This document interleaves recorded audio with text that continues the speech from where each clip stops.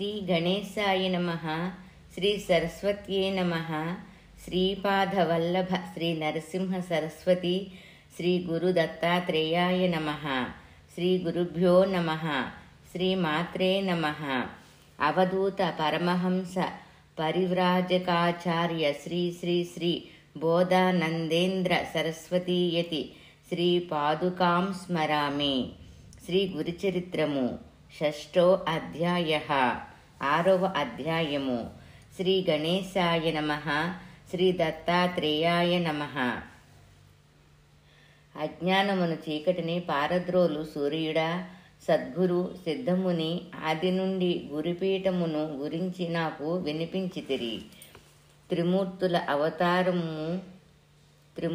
అవతారమయుండియు శ్రీపాదుడు భూమిపై పర్యటించుట ఎందులకు, విశేషించి వారు గోకర్ణ మెందులకయి వచ్చిరి. భూమండలమందు ఎన్నియో పుణ్యతీర్థములు ఉండగా అన్నింటినీ వదిలి శ్రీపాద శ్రీవల్లభులు గోకర్ణమునందే ఏల ఉండెను అని నామధారకుడు సిద్ధముని అడిగెను. శిష్యుని మాటలు విన్న సిద్ధుడు సంతుష్టుడయి ఇట్లనెను: నీ ప్రశ్న సమంజసమైనది. నీ యందు నేను సంతృప్తుడనైతిని. నామధారకుడు అడిగిను: మీరు సంతుష్టులైనచో స్వామి గురు లీలలను నాకు విస్తారముగా తెలపగోరెదెను అని వారి పాదములపై పడెను. అతని ప్రార్థన విన్న సిద్ధుడు సంతోషముతో ఇట్లనెను: నామధారక, రమ్యమైన శ్రీ గురుచరిత్రము వినుము. శ్రీ గురుచరిత్ర చెప్పుట వలన నాలో సంతోషము ఉప్పొంగును. అందువలన నాలో వారి లీల స్మృతి ఉదయించును. తాను స్వయంగా త్రిమూర్తి రూపుడయి ఉండియు పర్యటించుచు గోకర్ణ క్షేత్రమును కెందుకు వచ్చినో వినుము. దత్తాత్రేయుడు శ్రీపాదుడు స్వయంగా తీర్థరూపుడ అయుండియు తీర్థాటనమును పేర భూమి అందలి భక్తులనుద్ధరించుటకు కాని సంచరించిరి. దత్తాత్రేయుడు శ్రీపాదుడు స్వయంగా తీర్థరూపుడు అయ్యి ఉండియు తీర్థాటనమును పేర భూమి అందలి భక్తులనుద్ధరించుటకు గాను సంచరించిరి. శ్రీపాద వల్లభుడు తాను శంకరుని రూపమగుటచే మహీతలమున తనదైన గోకర్ణ క్షేత్రమును ప్రఖ్యాత మొనర్చుటకయ్యి అచ్చటికి వచ్చెను. నామధారక, గోకర్ణ మహత్యమును వినుము. లోకమున దానికేదియు సాటి లేదు. సావధాన మనస్కుడు వయ్యి వినుము. నామధారక, గోకర్ణ మహత్యమును వినుము. లోకమున దానికేదియు సాటి లేదు. సావధాన మనస్కుడు వయ్యి వినుము. ఆ గోకర్ణ క్షేత్రమున అనేకులు వరములను పొందిరి. అది ఒక అపూర్వమైన క్షేత్రము. అచ్చోట సదాశివుడు సాక్షాత్తుగా మహాబలేశ్వరుడను స్వయంభూ లింగంపై వెలసినాడు. శ్రీ మహావిష్ణువు ఆజ్ఞచే శ్రీ గణేశుడా లింగమును ప్రతిష్ఠించెను. ఆ మాటలు విని నామధారకుడు సిద్ధుని ప్రశ్నించెను: విష్ణుని ఆజ్ఞచే విఘ్నేశ్వరుడు ఆ లింగమును ఏ రీతిగా ప్రతిష్ఠించెను తెలుపుడు. సిద్ధుడిట్లనుచున్నాడు: నామధారక, వినుము. అన్ని కోరికలు తీర్చినదేయిన మహాబలేశ్వరుని చరిత్ర మొదటి నుండి తెలిపెదను వినుము. పౌలస్త్య బ్రహ్మ భార్య కైకసి. సర్వకాలములు ఆమె సదాశివ పూజా తత్పర, మంచి శివభక్తి కలది. శివుని పూజించనిదే ఆమె అన్నము ముట్టదు. ఇట్లుండగా ఒక దినమున ఆమె శివార్చనకు శివలింగము దొరకదాయెను. వ్రతభంగమగునను భయమున ఆమె మట్టితో శివలింగమును చేసి యథావిధిగా ఏకాగ్రచిత్తముతో పూజించెను. ఆ సమయమున లోకమునకు భీతి కొన్న క్రూరుడైన రావణుడు కైకసి పుత్రుడు ఆమెను చూడవచ్చెను. తల్లిని చూచి నమస్కరించి శివ పూజా తత్పరయైన ఆమెతో, తల్లి, నీవు ఏమి చెయ్యుచుంటివి అంతయు తెలుపుము. నీవు నాకు తల్లివి, నాకు సిద్ధులు ధ్యానము చెయ్యును. నీవు ఈ మట్టితో చేసిన లింగమును అర్చించుట నా దౌర్భాగ్యము. అయినను ఈ పూజ వలన నీకేమి లభించును అని ప్రశ్నించిన తనయునితో తల్లి, ఈ పూజ చేయుటచే నేను కైలాస పదప్రాప్తి నందెదెను అనెను. తల్లితో రావణుడు, నీవు చేయు పని శ్రమతో కూడినది, వ్యర్థమైనది. నేను క్షణకాలమున కైలాసమునే తెచ్చి ఇచ్చెదను. ఉమాపతితో సహితంగా కైలాసమునే తెచ్చి ఈ లంకయందు నీకు ఇచ్చెదను. త్వరలో తెచ్చెదను. నా మాటలు అబద్ధములు కావు. 25వ శ్లోకం. సావధాన మనస్సుతో సాక్షాత్తు శివునే ఎల్లప్పుడూ పూజించుకొమ్ము. ఈ మట్టిలింగం ఎందుకు అని పలికి రావణుడు వెడలెను. ఆ రావణుడు మనోవేగమున కైలాసమును చేరి ఆ వెండికొండను తన 20 చేతులతో ఎత్తనారంభించెను. మహాబలుడైన రావణుడు కైలాసమును కదిల్చివేసెను. చేతులతో ఎత్తిన పర్వత భాగమున తన 10 తలలను ఘోటించి గట్టి ప్రయత్నముతో ఆ కొండను పెకిలింపను ఉద్యమించెను. అంటే మహాబలుడైన రావణుడు కైలాసాన్ని కదిల్చివేశాడంట. చేతులతో ఎత్తి పర్వత భాగాన్ని తన 10 తలల పైన మోటించి పెట్టాడంట సపోర్టుగా. ఆ కొండను పెకిలించడానికి ఇంకా ఉపక్రమించాడంట, మొదలు పెట్టాడంట. అమితోత్సాహముతో ఆ రావణుడు తన చేతులతో కైలాసమును కదిలించునంత క్షణములో 7 పాతాళములు చెలించెను. శేషుడు సంభ్రమాశ్చర్యుడయ్యెను. ఈ అకస్మాత్పరి మానమునకు కూర్మము విషయము తెలియక సందేహించెను. ఇలా శేషుడు సంభ్రమాశ్చర్యపోయారంటే, ఏంటి ఇట్లా అకస్మాత్తుగా ఇట్లా జరిగింది ఏంటని. కూర్మం కూడా విషయం తెలియక ఆలోచిస్తుందంట. దేవగణములు సర్వము భీతి చెందెను. అమరావతి ఇంద్రుని పట్టణము కదిలిపోయెను. రావణుడు ఎలా చేస్తే ఆ పట్టణమే కదిలిపోయింది. పర్వతాన్నే ఎత్తాడు కదా. పైన గల 7 లోకములతో పర్వతములు, వనములు, అడవులతో మహాభూమి కపించెను. ఘోర పర్వతమున సహితము చలించెను. లోకములన్నీయు ప్రళయము వచ్చినదేమో అని తలించెను. కైలాసమందుండు శివగణములు పార్వతీతో కూడా భయపీడితులయ్యి అభవుడైన శంకరుని శరణజొచ్చిరి. భయముతో పార్వతీ శివుని ఆలింగనము చేసుకొన్నదయ్యి కైలాసము పడిపోవుచున్నట్లున్నది. సభాగృహాదులు కపించుచున్నవి. ఇది ఇంత అకస్మాత్తుగా ఎట్లు సంభవించెను? సర్వత్రా ఆక్రందనము చేయుచున్నారు. మీరు స్వర్గస్థులయ్యి సర్వత్రా ఆక్రందనము చేయుచున్నారు. మీరు స్వస్థులయ్యి నిశ్చలముగా నున్నారేలా దీనిని ప్రతీకారము చెయ్యుడు అని శివుని పాదములపై వ్రాలెను. ఆ పార్వతితే మహాదేవుడిట్లనెను, ఓ గిరిజ, మన భక్తుడైన రావణుడు చేయుచున్న ఆట ఇది. నీవు చింతింపకుము. శివుని మాటలు విన్న గిరిజ మరలా ఇట్లు ప్రార్థించెను, ఓ శూలపాణి, దేవాదులు భయంకపితులైనారు. వారిని నిరీక్షింపుము. భయభ్రాంతమైన సర్వజగత్తును రక్షించుము. పార్వతి వచనములు విన్న పరమశివుడు తన ఎడమ చేతితో పర్వతము క్రిందనున్న రావణ సహితంగా కైలాసమును క్రిందకు నొక్కగా కైలాసము క్రింద నొక్కబడిన రావణుడు చింతాక్రాంతుడయ్యి శివుని ఈ రీతిగా స్తుతించెను, శివశివ, శరణాగతులను రక్షించువాడా రక్షింపుము. ఓ పినాకపాణి, శరణాగత రక్షక, త్రాహి త్రాహి రక్షక శిరోమణి, నన్ను రక్షింపుము. నిన్ను శరణజొచ్చిన నాకు మరణమా? నన్నెందులకు ఉపేక్షింతువు? శంకరుడు భక్తవత్సలుడుగాన పరమకృపతో పర్వతము క్రింద నలిగిపోతున్న రావణుని తప్పించెను. ఆ రీతిగా ముక్తుడైన రావణుడు పరమశివుని ప్రీతిని గావింపనెంచి తన శిరస్సును వీణగా వించి సప్తస్వర సహితంగా 36 రాగిణిల నారు రాగములు మేళవించి మనోహరముగా గానము చేసెను.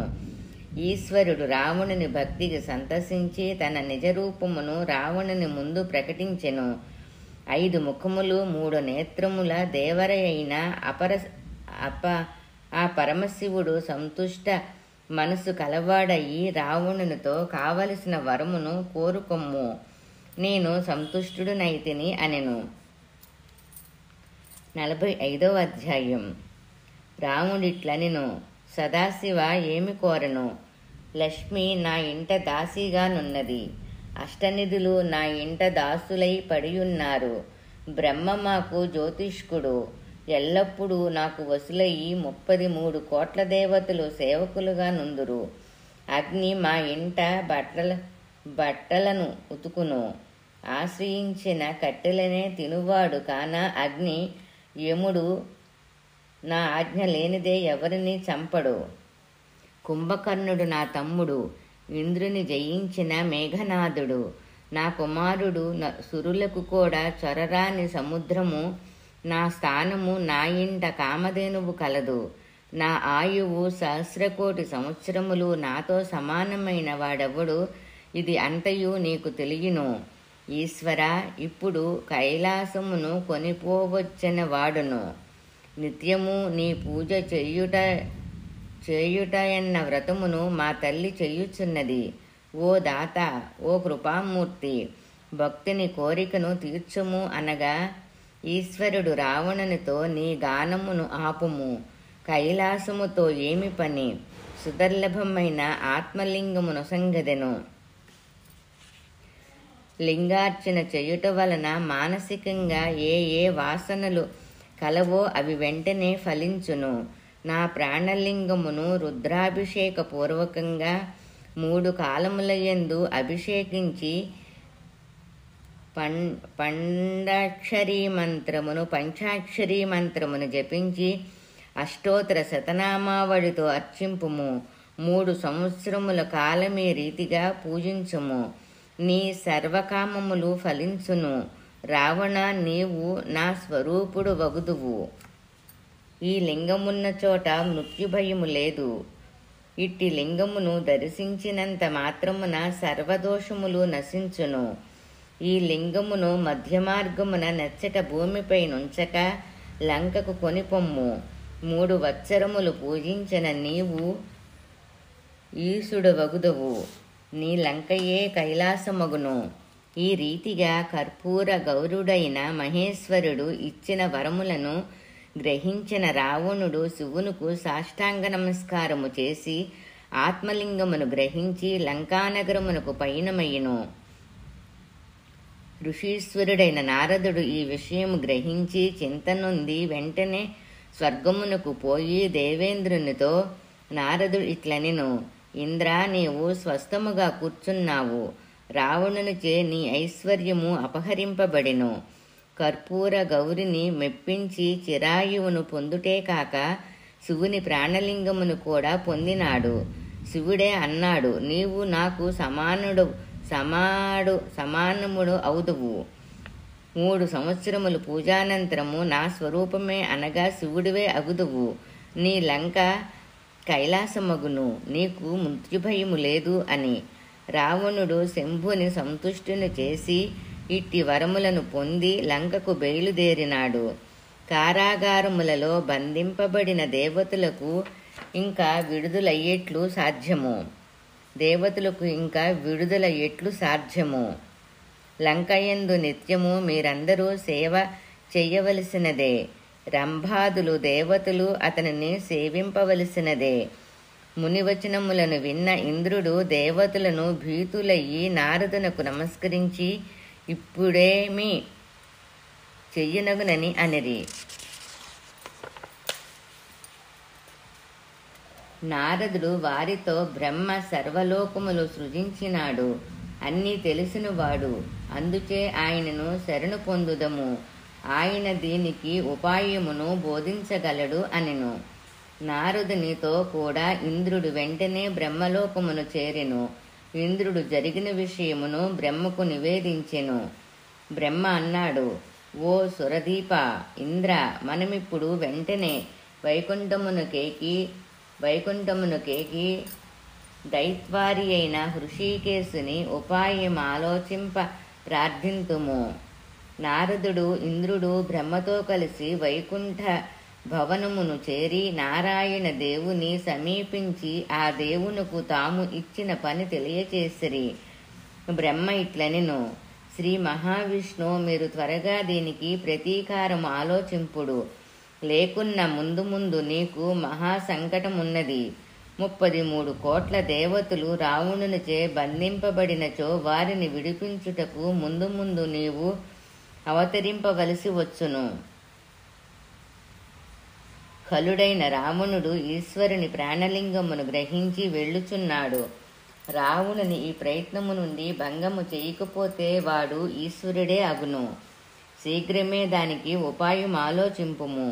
లేనిచో ఓ హరి, వానిని అంతమొందించుట చాలా కష్టమగును. బ్రహ్మ మాటలు విన్న ఆ హరి పూర్ణమైన కోపము కలవాడయ్యి అనర్థము జరిగినది అంటూ త్వరితగతిని కైలాసం చేరుకున్నాడు. ఈశ్వరుడైన శంకరుణ్ణి సమీపించి విష్ణువిట్లు ప్రశ్నించెను. రాక్షసుడైన రావణునకు ప్రాణలింగమును ఎట్లిచ్చితివి తెలుపుము. రావణుడు రాక్షసుడు, అతి క్రూరుడు. అనేక మంది దేవతలు వానికి మృత్యులైనారు. కొందరు కారాగారములయందున్నారు. ఈ దేవతలకు విముక్తి ఎట్లు కలుగును? సర్పమునకు పాలు పోసినట్టులా దురాచారవంతుడైన వానికి నీ వరములు వానిని మరణము లేని వానిగా చేయును. వాడు స్వర్ణ భాగ్యమును అనుభవింప అర్హుడును. ఈశ్వరుడు విష్ణువుతో ఇట్లనెను, మహావిష్ణు, నేను వాని భక్తికి మోహితుడునైతిని. అట్టి సంతోష మనసు గల నేను స్మృతిని మరిచి వానికి నా ప్రాణలింగమును నొసంగితిని. 76వ శ్లోకం. ఆ రావణుడు వాని శిరమును ఖండించి దానిని వీణగా చేసి సుస్వరముతో సాంగరాగములతో సుమంజలమైన సామమును గానమొనర్చెను. అట్టి వానిని నా పార్వతిని కూడా ఇవ్వవలనన్న భ్రమ కలిగెను. అట్టి పరిస్థితులలో నాచే రావణునకు ప్రాణలింగమివ్వబడెను. విష్ణువు ఇట్లనెను, ఉమాకాంత, నీవేమో దుర్లభమైన వరములు నిచ్చుచుందువు, అందుచే నాకు కష్టము కలుగుచుండును. దుర్మార్గులు మత్తులయ్యి పోవుదురు. అట్టి మత్తులైన రాక్షసులు ఎదురులేని వారయ్యి దేవతలను బ్రాహ్మణులను పీడించుచుందురు. వారి ననుచుటకయ్యి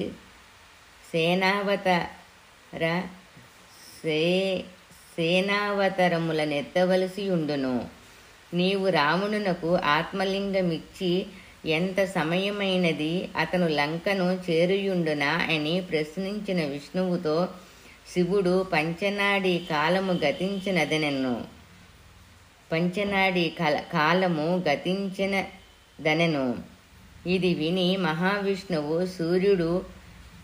సూర్యుడగుపించకుండా కట్టడి చేసి నారదుని పిలిచి ఇట్లనెను, దేవఋషి నారద, నీ మనోవేగమున వెడలి దుష్టుడైన రావణుడు లింగమును లంకకు కొనిపోవుచున్నాడు.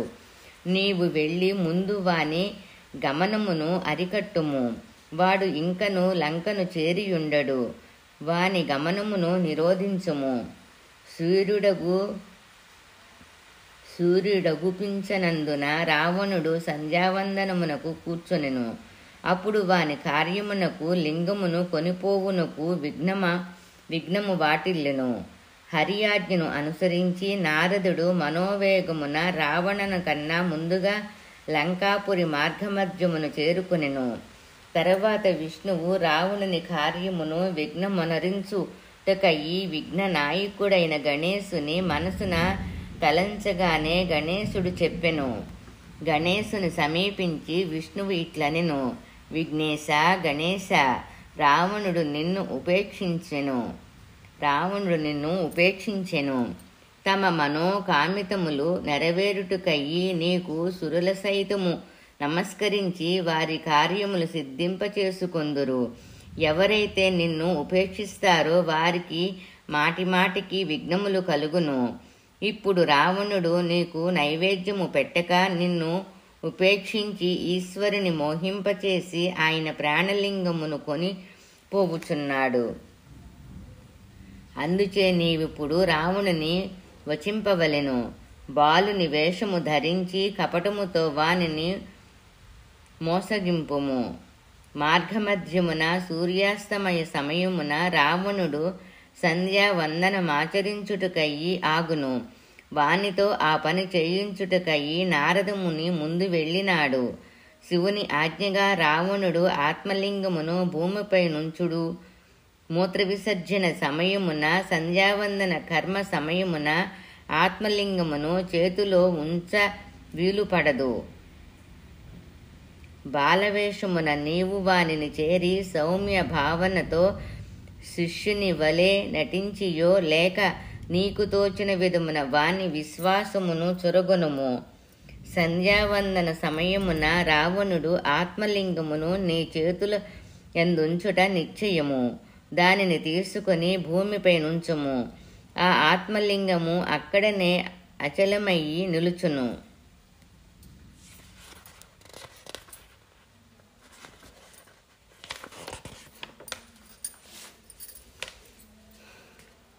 ఇది అంతయు కపటముతో కపటిని జయించవలెను అని వెడలిపోవచ్చున్న విష్ణువును తనకు తినుటకు భక్ష్యములు నిమ్మని గణేశుడు కోరెను.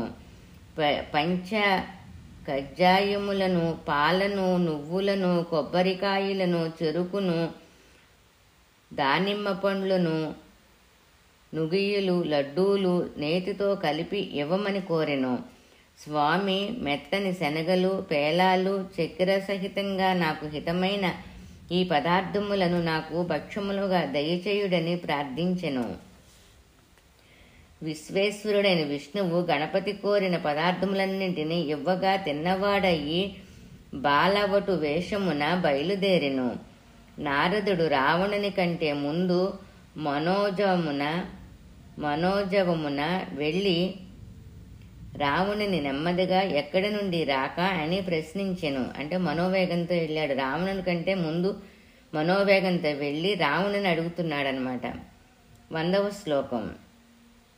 రావణుడు ఇట్లనెను, కైలాస పర్వతమునకు వెళ్ళియుంటిని. చంద్రమౌళీశ్వరుడు నా యందు ప్రసన్నుడయ్యి నాకు రమ్యమైన తన ఆత్మలింగమును అన్ని కోరికలు ఈడేర్చినట్టి దానిని నాకు అనుగ్రహించెను. ఇంకనో పెక్కు వరములు నేనొసంగెను. నారదుడిట్లనెను, ఓ లంకేశ, నీవు దైవానుగ్రహమును పొందితివి. మృత్యుహారమైన లింగము లభించినది.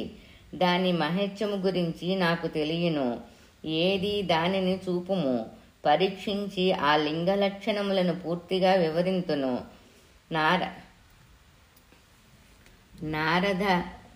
నారదుని వచనములు విన్న రావణుడు విష్ణుచిత్తుడయి సంశయంతో దూరము నుండి చేతియందున్న ఆత్మలింగమును దానిపైనున్న వస్త్రమును తొలగించి చూపెను.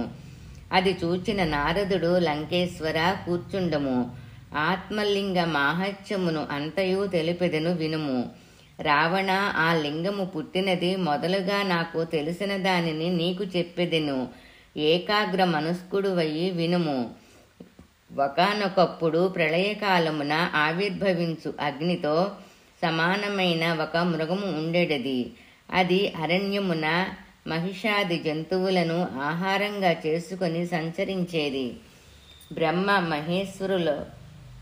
బ్రహ్మ మహేశ్వరులొకసారి వేటకయ్యి అదే అరణ్యమునకు పోయిరి. త్రిమూర్తులు ఆ మృగమును చంపి దాని మాంసమును తినిరి. ఆ మృగమునకు 3 కొమ్ములు కలవు. వాని క్రింద 3 లింగములుండెను. ఆ ముగ్గురు ఆ 3 లింగములను గ్రహించిరి. అవి ప్రాణలింగములు, వారికి ప్రాణ సమానములు. ఆ 3 లింగములలో ఒకటైన ఇది శివపరమైన లింగము. దీని మహత్యమును వినుము. ఎవడు దీనిని 3 సంవత్సరములు పూజించునో అతను వరదుడైన ఈశ్వరుడే అగును. ఈ లింగం ఎక్కడ ప్రతిష్ఠింపబడునో అది కైలాసమే. అందుకు సందేహము లేదు. బ్రహ్మ విష్ణు మహేశ్వరులకు ఈ లింగములను ధరించినందువల్లనే మహిమ కలిగెను. మిగిలిన లింగముల మహిమను కూడా వినుము. రావణ అని నారదుడనగా రావణుడు, నేనింక వినను, నేను త్వరగా లంకకు పోవలయును అనెను. అని ప్రయత్నించిన రావణునితో నారదుడు బ్రాహ్మణులకు విధించిన సంధ్యాకాలం ఇది సమీపించెను. నీవు అనేకమైన వేదజ్ఞానము కలవాడవు. కర్మను వదిలి నీవెట్లు ముందుకు పోదువు. మార్గమధ్యమున సంధ్యాకాల మాసన్నమైన సంధ్యావందన లోపము చెయ్యవచ్చునా? నేనేమో సంధ్యావందన మనర్చుటకు వెడలెదెను. రావణునితో ఈ మాటలని నారదుడు సముద్రము వైపు నడిచెను. ఆ సమయమునకు గణేశుడు బ్రహ్మచారి వేషమున యాగమునకు హోమ సమిధులను విరుచుతూ రావణుని ముందుర తిరుగాడుచుండెను. ఆ బాలును చూచిన రావణుడు తనలో సంధ్యా సమయమున సంధ్య వార్చినచో నాకు వ్రతభంగమగునేమోయను సందేహము కలుగుచున్నది. కాలకృత్యములు తీర్చునప్పుడు సంధ్యావందన క్రియలయందు ఆత్మలింగమును దగ్గర ఉంచుకొనరాదు, మరి దానిని భూమిపై కూడా నుంచరాదు. ఈ సంధ్యాకాలమున ఇప్పుడు నేనేమి చెయ్యవలిగెను? నేనిప్పుడు ఈ సుందరుడైన బాలబ్రహ్మచారి సముద్ర తీరమున తిరుగాడు వానిని సమీపించి అడిగి చూచెదరుగాక. 120వ శ్లోకం. బ్రహ్మచారియు వటువు అయిన ఈ బాలుడు విశ్వాసఘాతకం చెయ్యకపోవచ్చును. నేని మహాలింగమును అతని చేతులలో ఉంచి సంధ్యావందనాదులను నిత్యకర్మల చేయుదనని రావణుడు విచారించి ఆ బ్రహ్మచారిని సమీపించెను. ఆ లంబోదరుడు రావణుని చూచి భయపడిన రీతిగా దూరముగా వెడలెను. అంత రావణుడు అతనిని అభయమును తెలిసి అతనిని సమీపించెను. రావణుడు నెమ్మదిగా, నీ తల్లిదండ్రులెవరు? నీవు ఏ వంశమున జన్మించితివి? నాకు తెలుపుము అనెను. అందుకు బ్రహ్మచారి, నన్ను ఎందుకు అడుగుచుంటివో చెప్పుము. మా తల్లిదండ్రులు నీకేమైనా అప్పు చెల్లించవలయునా నాకు ముందుగా తెలుపుము అనెను. లంకేశుడైన రావణుడు చిరునవ్వుతో ఆ వటువు చేతిని తన చేతిలోనికి తీసుకొని అత్యంత స్నేహభావముతో ఇట్లనెను. పుత్రక, ఏమి ఇవ్వపని లేదు, ప్రీతితో అడుగుతున్నాను, తెలుపుము. ఆ బ్రహ్మచారి అతనితో, నా తండ్రి మహాత్ముడు, రుద్రాక్షులను ధరించువాడు, శరీరమున భస్మధారణ చేయువాడు, జటను ధరించువాడు. అతనిని శంకరుడని పిలుతురు. భూమి యందు భిక్షకయ్యి రాత్రింబవళ్ళు తిరుగాడును. నా తల్లి ఉమాయని ప్రసిద్ధి చెందినది. ఇవి అన్నయూ అడుగుచున్నావు. నేను బాలకుడును, నాకు భయమగుచున్నది. నా చెయ్యి విడువుము, భయమొందితిని, ఇంటికి పోవలయును.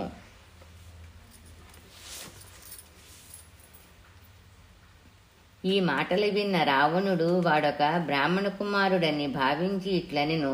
మీ తండ్రి దరిద్రుడు, భిక్షుకుడు, నీకు సుఖమన్నదెక్కడిది?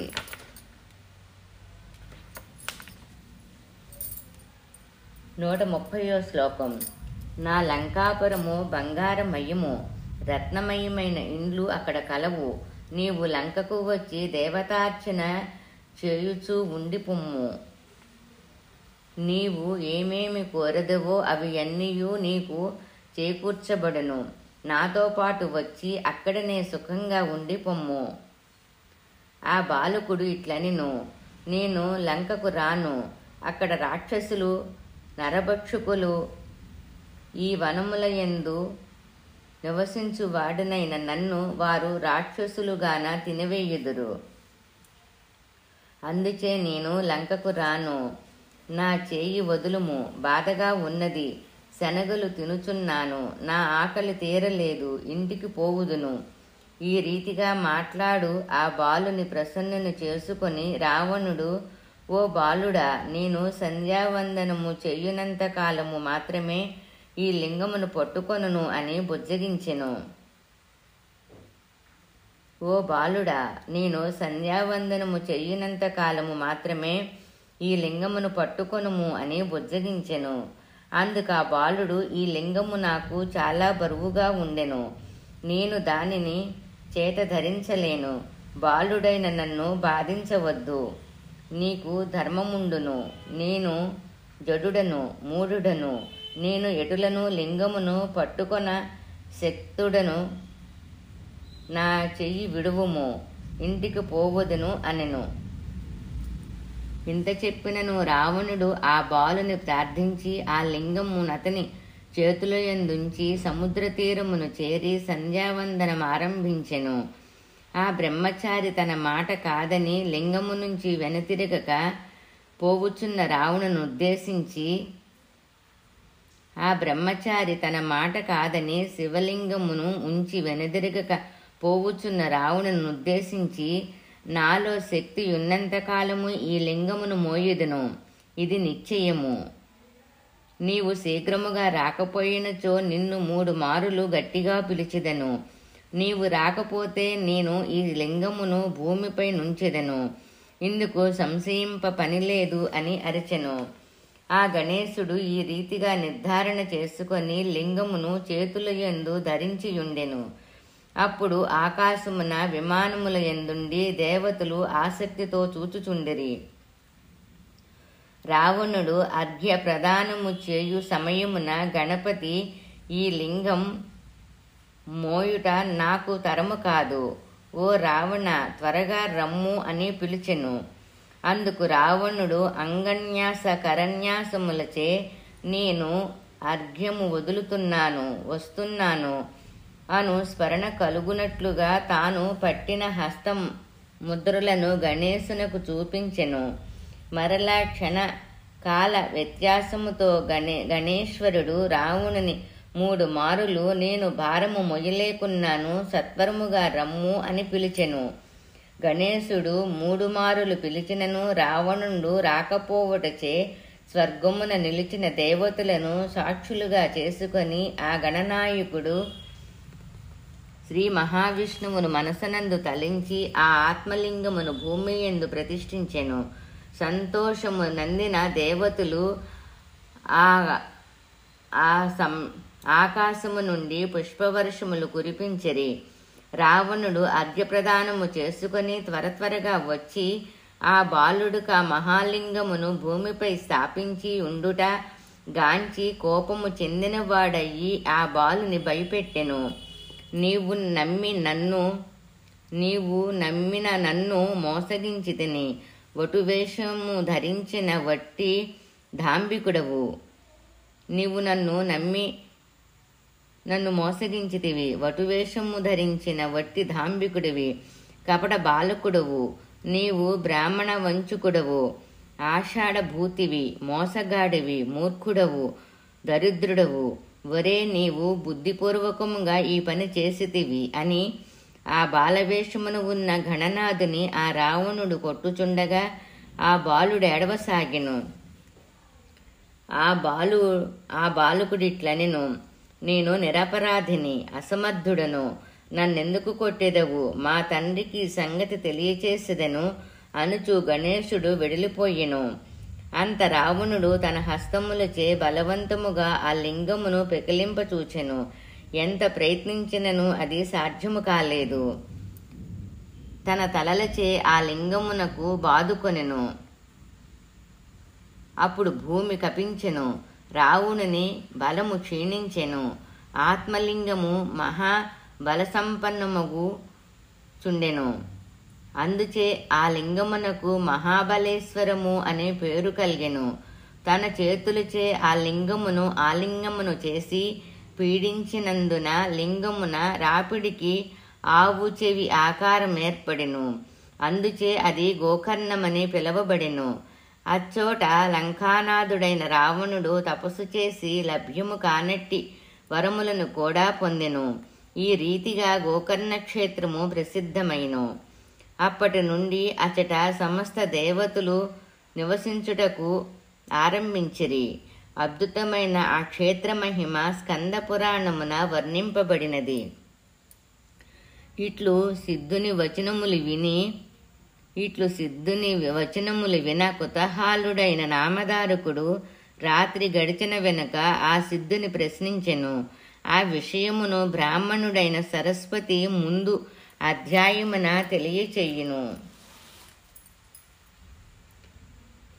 ఇది శ్రీ సిద్ధనామధారక సంవాదరూపేణ సరస్వత్యాఖ్య గంగాధరాత్మజ విరాచిత నరసింహ సరస్వత్యుపాఖ్యాన సంజీత మహారాష్ట్ర భాషాన్విత గురుచరిత్ర సమానార్థయాం శ్రీ వాసుదేవానంద సరస్వతీ యతి విరచితయాం శ్రీ గురు సంహితాయాం జ్ఞానకాండే షష్ఠోధ్యాయః. శ్రీ దత్తాత్రేయార్పణమస్తు. శ్రీ గురుభ్యో నమః. శ్రీమాత్రే నమః. అవధూత పరమహంస పరివాజ్యకాచార్య శ్రీ శ్రీ శ్రీ బోధానందేంద్ర సరస్వతీ యతి శ్రీ పాదుకాం నమామి. దిగంబర దిగంబర శ్రీపాదవల్లభ దిగంబర. ఓం సాయి తస్సత్. 6వ అధ్యాయం పారాయణ ఫలితము. ఈశ్వర అనుగ్రహ ప్రాప్తి. శ్రీ దత్తాత్రేయార్పణమస్తు. 6వ అధ్యాయం సంపూర్ణం.